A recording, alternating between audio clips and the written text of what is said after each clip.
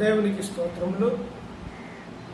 మరొక ఉదయకాల సమయంలో యూట్యూబ్ ద్వారా దేవుని యొక్క వాక్యాన్ని అందించడానికి దేవుడు మరొక రోజు మనకు అనుగ్రహించి తన కృప చొప్పున సజీవుల లెక్కలో ఉంచినందుకు ప్రభు అయినటువంటి యేసు క్రీస్తు ద్వారా తండ్రి అయినటువంటి దేవునికి కృతజ్ఞతలు చెల్లించే వారిగా ఉన్నాం. మొదట ప్రార్థన చేసుకుంటూ తర్వాత వాక్య భాగంలోకి వెళ్దాము. ప్రియమైనటువంటి దేవుని బిడ్డలారా, ప్రార్థన చేసుకుందాం. సకలాశీర్వదకు కారణాభూతుడైన మా ప్రియ పరలోకపు తండ్రిని పాదములకు వందనాలు, స్తుతి స్తోత్రం పరిశుద్ధుడా. ఉదయకాల సమయంలో తండ్రి మరొకసారి తండ్రి యూట్యూబ్లో ఉన్నటువంటి నీ బిడ్డలు తండ్రి యూట్యూబ్ ద్వారా దేవుని వాక్యాన్ని బోధించుటకు తండ్రి నీ కృప అనుగ్రహించినందుకు నీకు వందనాలు, స్తుతి స్తోత్రం పరిశుద్ధుడా తండ్రి.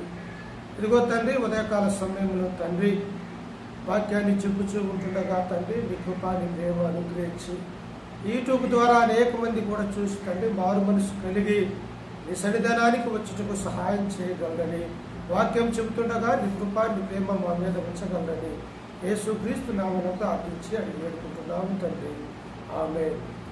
అందరికీ వందనాలు.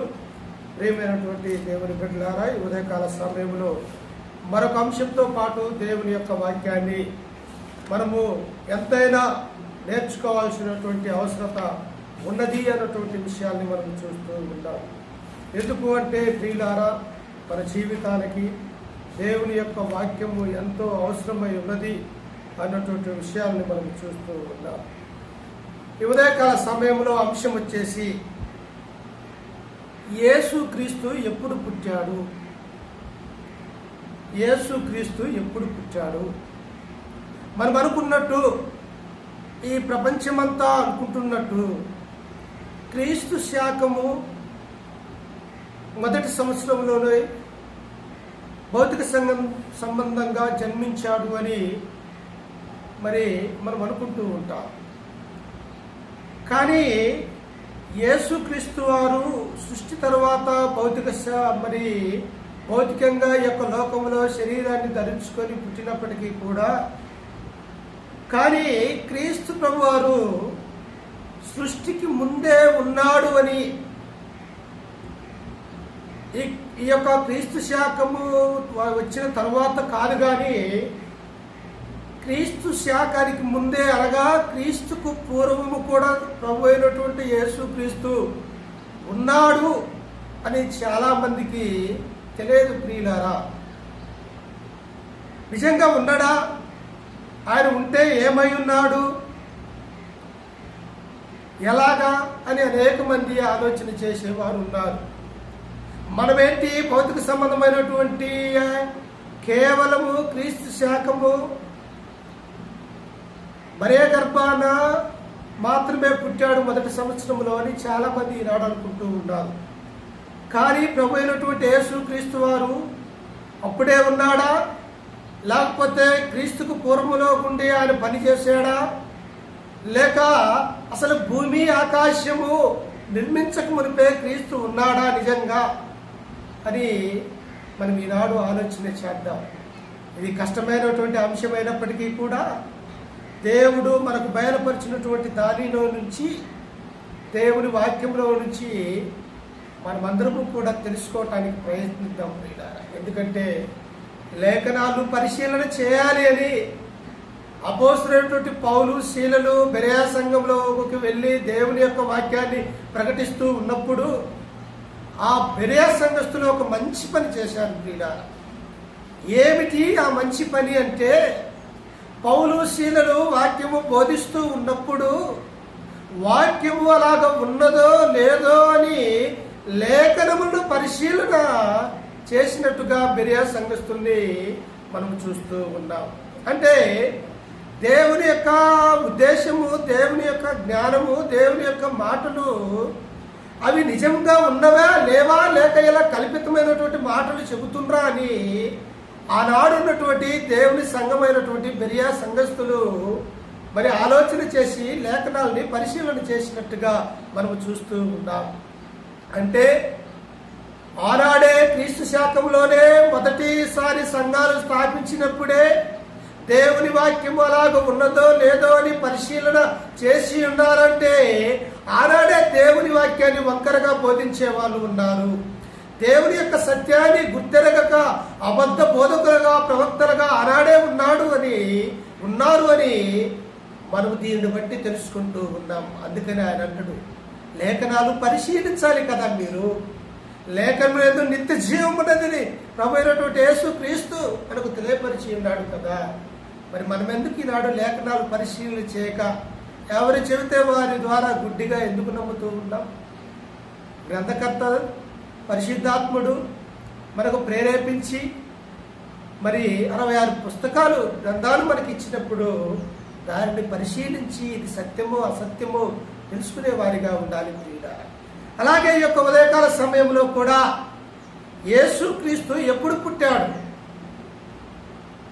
అసలు ఆయన క్రీస్తుకు పూర్వం ఉంటే ఏమై ఉన్నాడు, మరి ఇవన్నీ కూడా మనం తెలుసుకుందాం ప్రియులారా. దేవుడిచ్చినటువంటి ఆ లేఖనాల ద్వారా కొంత మటుకు మనం తెలుసుకోవాలని, దేవుని వాక్యాన్ని అనేక మంది తెలియనటువంటి వారికి కూడా పంచాలన్నటువంటి ఉద్దేశాన్ని కలిగి యూట్యూబ్ ద్వారా వాక్యం చెప్పడం జరుగుతూ ఉన్నది. కాబట్టి మనం చూసినట్లయితే చూడండి, లోకంలోని ప్రజలు యేసుక్రీస్తు జీవించినటువంటి కాలంలోనే గలిలయ, సమరయ, యూదయ ఆ ప్రదేశాలకు వెళ్ళి దేవుని యొక్క మర్మాలను, పరలోక రాజ్యం గురించి సమీపించి ఉన్నది, మారు మనసు పొందుడి అని వాక్యం చెబుతూ ఉన్నప్పుడు అనేక మంది ఆయన్ని చూసి ఈయనొక ప్రవక్త ఏమో, పాత నిబంధనల గ్రంథంలో ఉన్నటువంటి ఒక ఇర్మియా ఉండొచ్చేమో, లేక ఒక ఏలియా ఉండొచ్చేమో అని చెప్పేసి అనేక మంది ఆలోచన చేశారు ప్రియుల. అంటే యేసుక్రీస్తు బోధ ఎలాగ ఉన్నది, అంత ఆశ్చర్యంగా ఉన్నది ప్రజలకి, అంత అద్భుతముగా ఉన్నది యేసు క్రీస్తు యొక్క బోధలు ప్రియమైనటువంటి దేవుని బిడ్డ. అందుకనే ఆయన అంటాడు, యేసు క్రీస్తు శాఖము తర్వాత మాత్రమే ఉన్నాడు, అంతకు ముందు లేడా అనేటువంటి సత్యాన్ని మనం చూస్తూ ఉన్నప్పుడు అసలు ఉన్నాడో లేడో వాక్యాన్ని పరిశీలన చేద్దాం. నా మాటలు కాదు కానీ, మీ మాటలు కాదు కానీ, గ్రంథం మనకు ఏదైతే సెలవిచ్చి ఉన్నదో ఆ మాటల ద్వారా మనము దేవుడు ఉన్నాడా లేడా అన్నటువంటి ఆ సత్యాన్ని మనం చూద్దాం ప్రియులారా. అయితే మొట్టమొదటి భాగముగా వచ్చేసి దేవుడు ఎప్పటి నుండి ఉన్నాడు, ఉంటే ఎక్కడ ఉన్నాడు అన్నటువంటి విషయాన్ని మనము ఈరోజు పరిశీలన చేద్దాం. చూడండి, నాతో పాటు పరిశుద్ధ గ్రంథంలోంచి కీర్తనాకారుడు 90వ కీర్తన 1 నుంచి 2 వచనాలు మనము చదువుకున్నట్టయితే ఇక్కడ కీర్తనాకారుడు రాస్తున్నటువంటి ఆ మాటలను మనము చూస్తూ ఉన్నాం. ఎలా ఉన్నాడు దేవుడు, ఏమై ఉన్నాడు దేవుడు, ఒకవేళ క్రీస్తు శాఖం తర్వాతనే దేవుడు ఉన్నాడా, అంతకుముందు కూడా ఉన్నాడా అని మనం ఆలోచన చేసినట్టయితే కీర్తనాకారుడు గొప్ప సత్యాన్ని ఇక్కడ తెలియపరుస్తూ ఉన్నాడు. ఏమంటూ ఉన్నాడంటే చూడండి, కీర్తనలు 90వ కీర్తన 1, 2 వచనాలు మనం చదువుకున్నట్టయితే అక్కడ అంటున్నాడు, ప్రభువా తరతరముల నుండి మాకు నివాస స్థలము నీవే, పర్వతములు పుట్టక మునుపు, భూమిని లోకమును నీవు పుట్టింపక మునుపు, యుగ యుగములు నీవే దేవుడువు. చూడండి ప్రియులారా, మనకు 3 యుగాలు ఉన్నాయి పరిశుద్ధ గ్రంథంలో. 1 పితరుల యుగము, 2 ధర్మశాస్త్ర యుగము, 3 మరి క్రైస్తవ యుగము అని మనం చెప్పుకుంటూ ఉన్నాం. కానీ ఈ గ్రంథకర్త అయినటువంటి మోషే తన ప్రార్థన ద్వారా దేవుడి గురించి మాట్లాడుతున్నటువంటి ఈ మాటలు చదువుతూ ఉన్నప్పుడు నీకు నాకు ఆలోచన రావాలి ప్రియమైనటువంటి దేవుని బిడ్డలారా. ఎందుకు అనగా అక్కడ అంటున్నాడు, ప్రభువా తరతరముల నుండి మాకు నివాస స్థలము నీవే. ఏంటి అని ఇక్కడ ఇలా మాట్లాడుతూ ఉన్నాడు. ఒక తరము కాదు, 2 తరము కాదు, ఇక్కడ చూసుకున్నట్టయితే ఎన్ని తరాలు ఉన్నట్టుగా మనము చూస్తూ ఉన్నాం ప్రియులారా. మత్తయి సువార్తలో మనము 1వ అధ్యాయంలో గమనించినట్టయితే అనేకమైనటువంటి తరాలు, దగ్గర దాపుగా మరి చాలా తరాలు అక్కడ చెప్పినట్టుగా మనం చూస్తూ ఉన్నాం. అంటే భూమి పుట్టినప్పటి నుంచి కూడా దేవుడు భూమిని సృష్టించినప్పటి నుంచి కూడా ఈ మోషే అంటూ ఉన్నాడు, దేవా తరతరములు నివాస స్థలము నీవే. అంటే ఎప్పుడూ కూడా ఎల్లప్పుడూ కూడా నీవు దేవుడవై ఉన్నావు. ఒక తరంలో ఉండి మరొక తరంలో నీవు లేవు. కానీ ఇదిగో మానవుడిని జన్మించిన దగ్గర నుంచి కూడా తరతరములు నీవే ఉన్నావు అయ్యా అని చెప్పేసి మోషే అక్కడ ప్రార్థన చేస్తూ ఉన్నాడు. ఇంకా ఏమంటున్నాడంటే, పర్వతములు పుట్టక మునుపు ఈ కొండలు ఈ పర్వతాలు ఇవి ఏవైతే ఉన్నాయో ఈ పుట్టక మునుపు కూడా, భూమిని లోకమును నీవు పుట్టింపక మునుపు కూడా. ఇక్కడ ఆలోచన చేయండి ప్రియులారా, ఇక్కడేమో పైన తరతరములు నుండి నీవే ఉన్నావు అని మోషే అంటూ ఉన్నాడు. రెండవ వచనానికి వచ్చేసి, ఇదిగో భూమిని లోకమును నీవు పుట్టింపక మునుపు నీవున్నావు అని మోషే అంటూ ఉన్నాడు.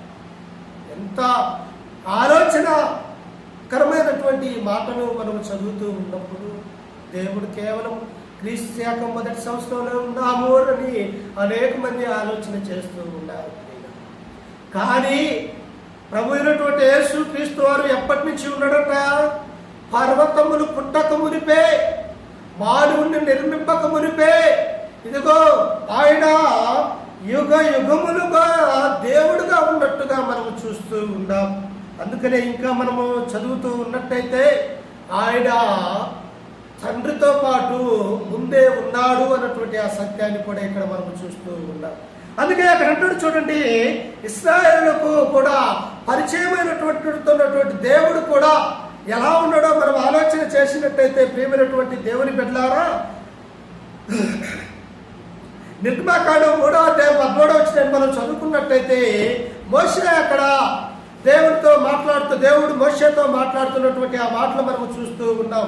నాతో పాటు పరిశుద్ధ గ్రంథంలోంచి నిర్గమకాండము చూడండి 3వ అధ్యాయము 13వ వచనాన్ని మనము చదువుకున్నట్టయితే, అక్కడ ఒక గొప్ప సమస్య వచ్చి ఉంటుంది ప్రియులారా.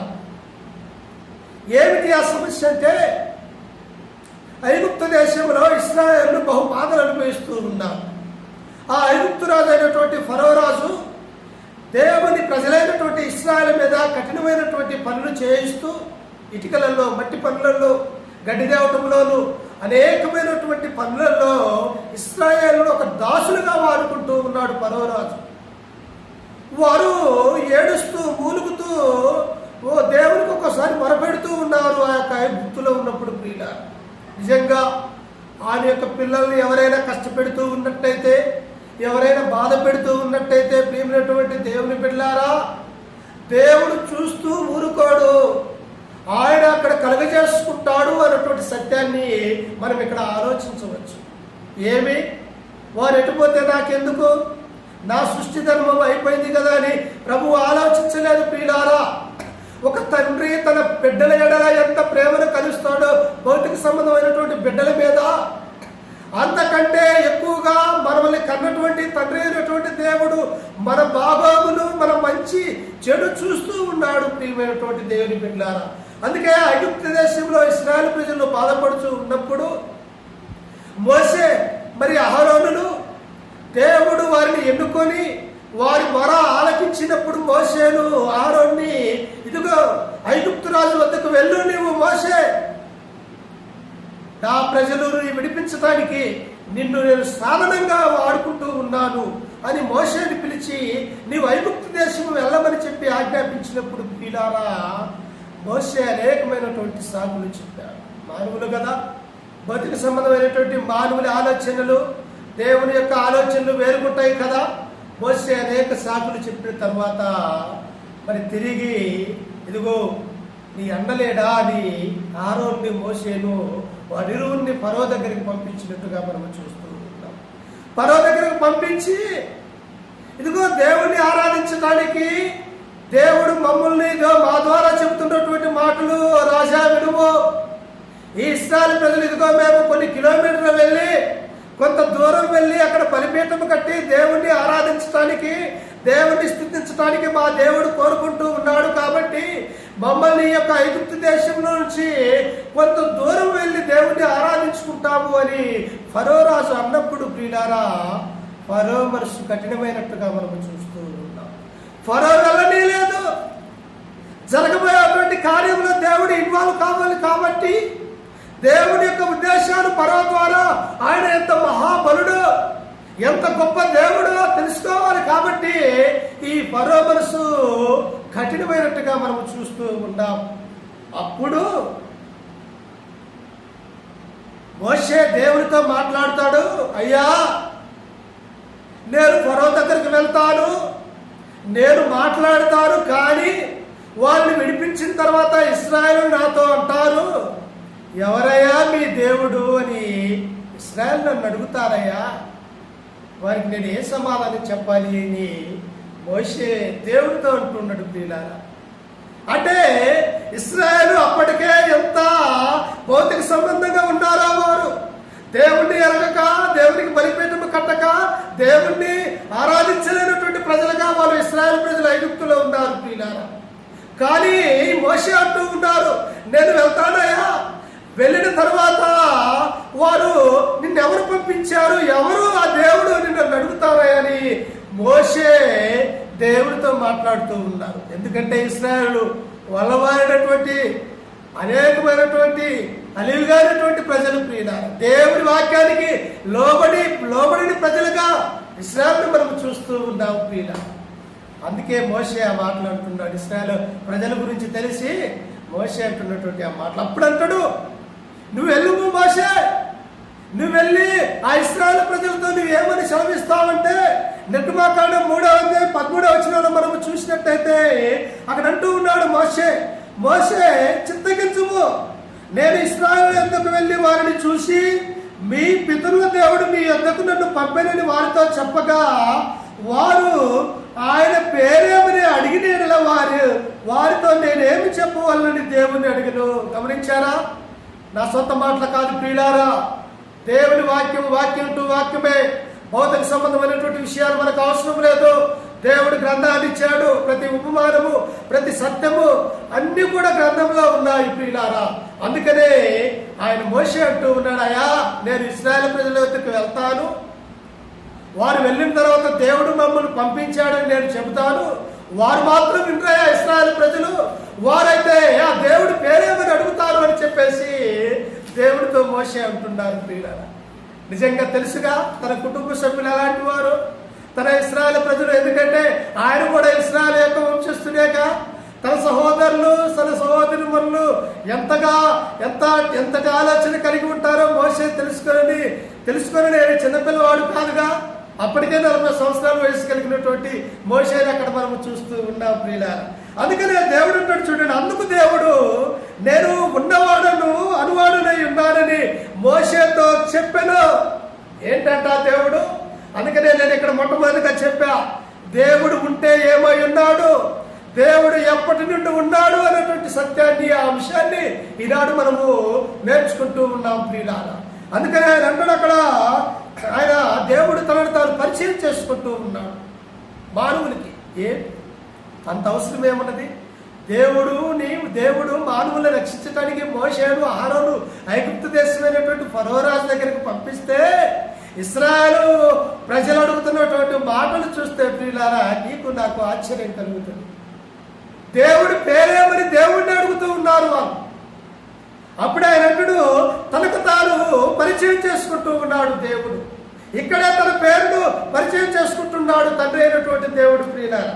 ఏమై ఉన్నాడు అంటే అక్కడ నేను ఉన్నవాడును అనువాడునై ఉన్నానని మోషేతో చెప్పెను. అందుకని ఆయన ఉండునను వాడు మీ యొద్దకు నన్ను పంపమని నువ్వు ఇశ్రాయేలుతో చెప్పవలను. ఏమంటూ ఉన్నాడు? దేవుడు అన్ని చోట్ల అంతటా ప్రపంచమంతా కూడా నేను ఉండేవాడును, మాట్లాడేవాడినై ఉన్నానని ఇశ్రాయేలు ప్రజలకు చెప్పుమో మోషే. దేవుడు తనకు తాను ఎప్పటి వరకు పరిచయం కాలేదు ప్రియుల, ఇప్పుడే పరిచయం అవుతూ ఉన్నాడు. దేవుడు ఎలా ఉన్నాడో, ఏమై ఉన్నాడో సృష్టికి ముందు సృష్టి తర్వాత అయినటువంటి ఈ యొక్క పితరుల యొక్క టైము లేదా ఈ యొక్క మోషే టైంలో ఎలా దేవుడు ఉన్నాడు అంటే నేను ఉన్నవాడను అనువాడనై ఉన్నానని దేవుడు తనను తాను పరిచయం చేసుకుంటూ ఉన్నాడు. ఎవరి కొరకు? నీ కొరకు, నా కొరకు, మనందరి కొరకు ప్రియమైనటువంటి దేవుని బిడ్డలారా ఆయన పరిచయం చేసుకుంటూ ఉన్నాడు.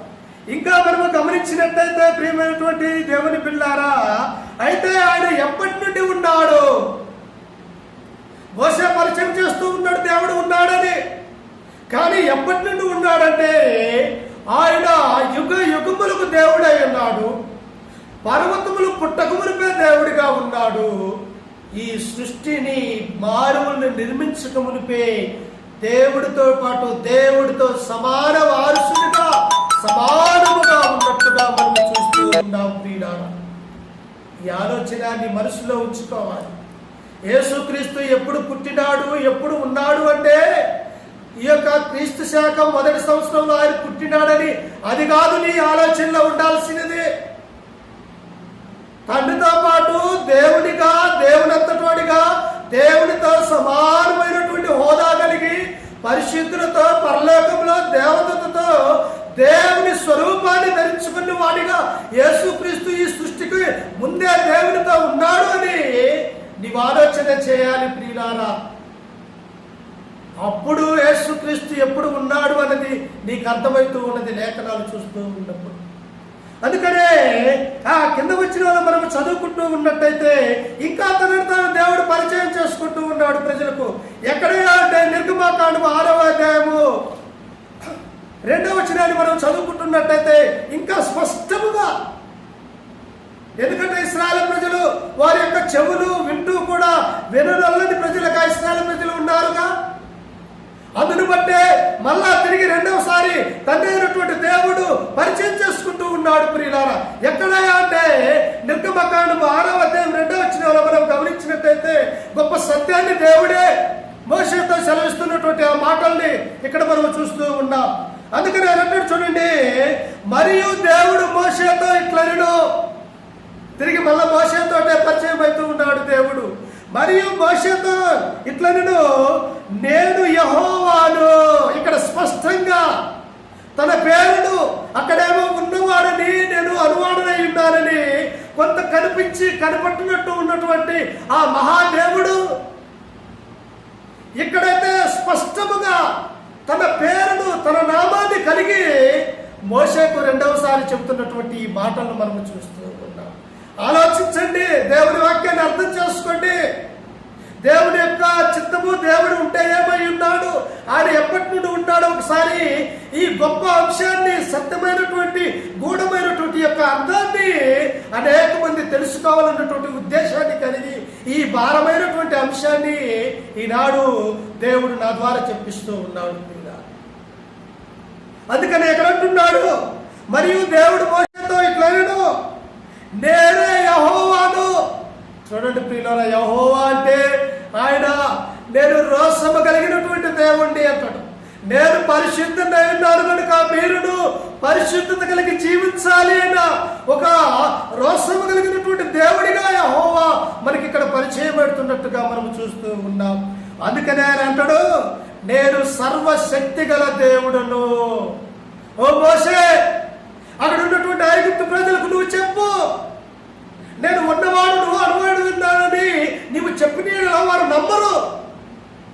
ఎందుకంటే వారి మనసులు అన్యులలో కలిసిపోయి ప్రియులారా అన్య రాజ్యంలో ఉన్నారు కదా, అనేక మందిని పూజించే వారిగా వారు ఉన్నారు కదా, దేవుని మాటకు అంత తొందరగా హృదయాన్ని ఇవ్వరు కదా.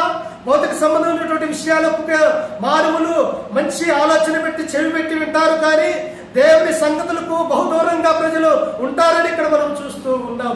అందుకనే మోషేతో దేవుడు మరొకసారి అంటూ ఉన్నాడు, ఇదిగో నేను యెహోవాను నా పేరు.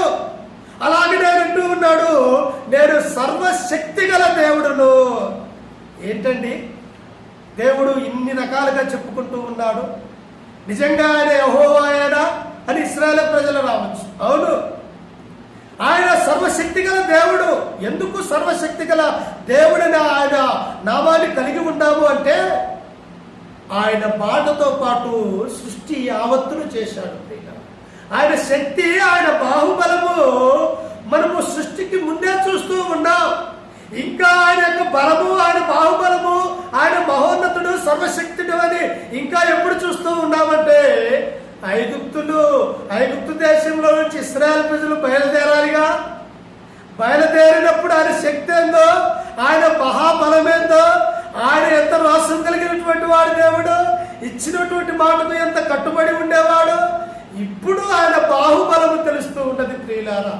ఆయన గొప్పతనము ప్రపంచానికి, మనొక్కరికి కాదు, ఇశ్రాయేలు ప్రజలకు కాదు, ప్రపంచానికే పరిచయం కాబోతూ ఉన్నాడు. ఏమని? ఆయన సర్వశక్తి గల దేవుడును అని ఆయన పరిచయం కాబోతూ ఉన్నాడు ప్రియులారా. అంతటి గొప్ప మహాదేవుడు మన దేవుడు. నీవేంటి మరి దేవుణ్ణి అవహేళనగా మాట్లాడుతూ ఉన్నావు? నువ్వేంటి దేవుని యొక్క గ్రంథాన్ని నీ ఇష్టం వచ్చిన కాడ ఎక్కడంటే ఎక్కడ పడేస్తూ ఉన్నావు? అందులో ఉన్నటువంటి దేవుని యొక్క వాక్యం వింటే నీ గుండె బద్దలు కావాలి ప్రియమైనటువంటి దేవుని బిడ్డలారా. యెహోవా దేవుడు ఎలాంటి వాడో, ఎంత శక్తిమంతుడో, ఆయన సర్వశక్తి గల దేవుడు అని తనకు తాను మరొకసారి ఇశ్రాయేలు ప్రజలతో పరిచయం చేసుకుంటూ ఉన్నాడు. నిజంగా శక్తివంతుడేనా? శక్తివంతుడే. ఎందుకు అంటే ఇక త్వరగా ఇశ్రాయేలు ప్రజలు ఐగుప్తు దేశం నుంచి బయలుదేరితే ఆయన యొక్క శక్తి ఏందో, ఆయన యొక్క బలమేందో, అన్ని రాజ్యమైనటువంటి రాజులకి, అనేక మంది ప్రపంచంలో ఏలుతున్నటువంటి ఆ రాజ్యాలకి వణుకు పుడుతూ ఉంటుంది ప్రియులారా. ఇశ్రాయేలు బయలుదేరినప్పుడు అంతటి సర్వశక్తి గల దేవుడు. అందుకని ఇక్కడ పరిచయమయ్యే దేవుడు ఏమిటంటే, నేను సర్వశక్తి గల దేవుడును మోషే, నేను ఉన్నవాడును అనువాడునై ఉన్నాను, ఆలోచించు, వారికి చెప్పు అని చెప్పేసి మోషేను అక్కడికి పంపించాడు. ఇంకా అక్కడ అంటున్నాడు చూడండి, దేవుడును పేరున అబ్రహాము, ఇస్సాకును, యాకోబులకు ప్రత్యక్షమైతిని, కానీ యెహోవాను నా పేరును నేను వారికి తెలియబడలేదు. ఓ మోషే, నీకంటే ముందున్నటువంటి నీ పితరులు, ఈ సృష్టికి తర్వాత వచ్చినటువంటి నీ పితరులు, మీరు మీ పితరులు ఎరగినటువంటి వారిగా ఉన్నప్పటికీ కూడా మీ పితరులకు నేను అర్థం కాలే. వారికి కేవలము దేవుళ్ళతో మాట్లాడినది మాత్రమే, కానీ వారికి నా పేరు చెప్పలేదు ఓ మోషే. కానీ మిమ్మల్ని రక్షించడానికి, మిమ్మల్ని ఆదరించడానికి, మిమ్మల్ని పాలు తేనెలు ప్రవహించే గొప్ప కనాడు దేశానికి తీసుకెళ్ళటానికి, మీరు అక్కడ బ్రతికి నన్ను ఆరాధించడానికి ఇదిగో నా పేరుని నేను రివీల్ చేస్తూ ఉన్నాను అని మోషేతో సెలవిస్తూ ఉన్నాడు ప్రియులారా. అందుకని ఆయన అంటాడు, అబ్రహాము, ఇస్సాకు, యాకోబు అనువారికి నేను నా పేరును వారికి తెలియబడలేదు. ఏందయ్యా, మనుషుల మీద దేవుడికి ఎంత ప్రేమ! మనం పరిచయమై కావాల్సినటువంటి పేర్ల మీద మనము మ్రొక్కవలసినటువంటి ఉండవలసినది, మనము ఆయన పాదముల మీద పడి మ్రొక్కవలసినటువంటి మనము మన కొరకు పరలోక రాజ్యంలో ఉండి తన పేరుతో బయటికి మరొకసారి తన పేరును చెప్తున్నట్టుగా మనం చూస్తూ ఉన్నాం. ఏమిటి ఆ పేరు అంటే యెహోవా దేవుడు. అందుకని ఆయన అంటాడు, కాబట్టి ప్రియులారా, మొదటిసారి ఆయన పేరేమై ఉన్నది, నేను ఉన్నవాడును అనువాడునై ఉన్నాను. రెండవసారి ఇదిగో నేనే యెహోవా దేవుడును, సర్వశక్తిగా దేవుడును అని మోషేతో దేవుడు పరిచయమైనట్టుగా మనము చూస్తూ ఉన్నాం ప్రియులారా. మరి రెండవ భాగంగా మనం చూసినట్లయితే, మరి మనకి ఇప్పుడు ఎవరి గురించి కావాలి? అదంతా కూడా తండ్రి అయినటువంటి దేవుడి గురించి మనం మాట్లాడుతూ ఉన్నాం. దేవుడు ఏమై ఉన్నాడు, ఆయన నామం ఏమై ఉన్నది, వాటి గురించి ఇప్పటి వరకు అంతా కూడా తండ్రి అయినటువంటి దేవుడైనటువంటి యెహోవా గురించే మనము తెలుసుకుంటూ ఉన్నాం. మరి మనకి ఇప్పుడు ఏం కావాలి? ఏందయ్యా, యేసుక్రీస్తు గురించి చెబుతాడని మేము ఎదురు చూస్తూ ఉంటే, యేసుక్రీస్తు సృష్టికి ముందు ఉన్నాడా, సృష్టి తర్వాత ఉన్నాడా, ఆదిలో ఉన్నాడా, ధర్మశాస్త్రం ముందు ఉన్నాడా, ఆయన గురించి తెలుసుకుందాము అంటే నువ్వు ఎప్పటి వరకు కూడా తండ్రి అయినటువంటి దేవుడి గురించే తెలియపరుస్తూ ఉన్నావు. మాకు తెలియదా అంటే, ప్రియులారా, తండ్రి గురించి తెలియాలి, తండ్రి తర్వాత కుమారుడు ఏమై ఉన్నాడో నీకు నాకు అర్థం కావాలి. నీకు అర్థం కాకపోతే తండ్రినే కుమారుని చేస్తావు, కుమారునే తండ్రిని చేస్తావు, కుమారుని పరిశుద్ధాత్మను చేస్తావు, పరిశుద్ధాత్మను తండ్రిని చేస్తావు. అట్లుంటాయి మన బోధలు, మన ప్రార్థనలు అట్లుంటాయి. తండ్రి ఎవరో తెలుసుకోవాలి, కుమారుడు ఎవరో తెలుసుకోవాలి, పరిశుద్ధాత్ముడు ఎలా పనిచేస్తూ ఉన్నాడో తెలుసుకోవాలి ప్రియులారా. అప్పుడు మనము నిజమైనటువంటి పరిపూర్ణమైనటువంటి క్రైస్తవులుగా ఉండి దేవుని యొక్క సత్యములో మనం వెలుగుతూ ఉంటాం. అందుకనే యోహాను గారు అంటారు, సత్యమందు వారిని ప్రతిష్ఠించుము, నీ వాక్యమే సత్యము. సత్యమందు వారిని ప్రతిష్ఠించుము, నీ వాక్యమే సత్యము. సత్యమందు మనం ప్రతిష్ఠింపబడితే మనం ఎన్నటికైనా కూడా సత్యములో నుంచి అవతలికి తొలగిపోము అన్నటువంటి ఆ సత్యాన్ని నీవు నేను గుర్తెరిగే వారిగా ఉండాలని ఆ యొక్క వాక్యం ద్వారా మనం తెలుసుకోవాలి ప్రేమైనటువంటి దేవుని బిడ్డ. అందుకే ఆయన అంటాడు, ఇప్పుడు ప్రాముఖ్యమైనటువంటి భాగంలోనికి వచ్చాను. అసలు యేసుక్రీస్తు ఎప్పుడు ఉన్నాడు, ఉంటే ఏమై ఉన్నాడు, సృష్టికి ముందు ఉన్నాడా, సృష్టి తర్వాత ఉన్నాడా, ఉంటే ఎలా ఉన్నాడు అన్నటువంటి ఆ సత్యాన్ని, ఆ లోతైనటువంటి మర్మాన్ని ఇప్పుడు మీ ముందు మరొక వ్యక్తిని పరిచయం చేయబోతూ ఉన్నాను ప్రియమైనటువంటి దేవుని బిడ్డలు. ఆ వ్యక్తే చీకట్లో నుంచి ఒక వెలుగుగా, అంధకార సంబంధమైనటువంటి బంధకాలలో ఉన్నటువంటి మనవల్ని ఆ బంధకాలను తెంపేవాడుగా ఆయన పరిచయం కాబోతూ ఉన్నాడు. ఆలోచించండి. అందుకే అయితే రెండో భాగంగా మరి మనకు ఇప్పుడు ఎవరి గురించి కావాలి అంటే యేసుక్రీస్తు గురించి. ఆయన ఎప్పుడు ఉన్నాడు, ఎప్పుడు పుట్టినాడు మనం తెలుసుకుందాం. అది మనకు కావాల్సినటువంటి వాక్యం, అది మనకి అవసరమైనటువంటి వాక్యము అన్నటువంటి సత్యాన్ని మనం తెలుసుకుందాం ప్రియమైనటువంటి దేవుని బిడ్డ. అందుకే మనం చూసినట్టయితే చూడండి, ఆయన యేసు యొక్క క్రీస్తు చరిత్ర పుట్టుక కేవలము ఒక 2020కి ముందు జరిగినటువంటి ఈ జన్మము కాదు. కానీ ప్రియులారా, 2000 సంవత్సరాల చరిత్ర మాత్రమే మనమని అందరూ అనుకుంటాం. అయ్యా ఎవరు? మనకంటే ముందున్నవారు, తర్వాత ఉంటేటువంటి వారు, మన పితరులు, ఈ యొక్క క్రీస్తు శాఖంలో జన్మించినటువంటి అనేక మంది కూడా ఏమని అనుకుంటారంటే 2020 సంవత్సరాలకు ముందున్నటువంటి చరిత్ర మాత్రమే యేసుక్రీస్తు గురించి మనకు తెలుస్తూ ఉన్నది ప్రియులారా. ఇప్పుడు క్రీస్తు వస్తూ ఉన్నాడు, ఆయన గురించి మనం తెలుసుకోవటానికి సన్నద్ధులై ఉండాలి. ఆయన ఏమై ఉన్నాడో, ఎలా ఉన్నాడో అన్నటువంటి విషయాల్ని మనం ఇప్పుడు తెలుసుకుందాం ప్రియమైనటువంటి దేవుని బిడ్డలారా. చూడండి, త్వరలోనే సెకండ్ పార్ట్ అంశం, క్రీస్తు ఎప్పుడు పుట్టాడు, సృష్టికి ముందా, సృష్టి తర్వాత. ఇది మొదటి భాగంగా మనం చూస్తూ ఉన్నాం. రెండవ భాగంగా పార్ట్ 2లో క్రీస్తు సృష్టికి ముందు ఉన్నాడా, సృష్టి తర్వాతనే ఉన్నాడా, ఆది యందు ఉన్నాడా, లేక పితరుల కాలంలో ఉన్నాడా, ప్రవక్తల కాలంలో ఉన్నాడా, లేదు కేవలము 2000 సంవత్సరాలకు ముందే ఉన్నాడా అనేది పార్ట్ 2లో మనం చెప్పుకుందాం ప్రియమైనటువంటి దేవుని బిడ్డలారా. ఇప్పటి వరకు విన్న మీ అందరికీ కూడా ప్రభు అయినటువంటి యేసుక్రీస్తు నామాన వందనాలు తెలియజేస్తూ, ఇప్పటి వరకు తండ్రి అయినటువంటి దేవుని గురించే తెలుసుకున్నాం. ఆయన ఏమై ఉన్నాడో, ఆయన పేరేమిటో, ఆయన గురించే తెలుసుకున్నాం. పార్ట్ 2లో యేసుక్రీస్తు రక్షకుడిగా ఎలా వచ్చాడు, ఆయన సృష్టికి ముందు ఉన్నాడా, లేక సృష్టి తర్వాత ఉన్నాడా, పితరుల కాలంలో ఉన్నాడా, ఉంటే ఏమై ఉన్నాడు, లేక కేవలం క్రీస్తు శాఖ మొదటి సంవత్సరంలోనే ఉన్నాడా అన్న విషయాన్ని పార్ట్ 2లో మనం తెలుసుకుందాం. మీ అందరికీ యేసుక్రీస్తు నామమున వందనాలు.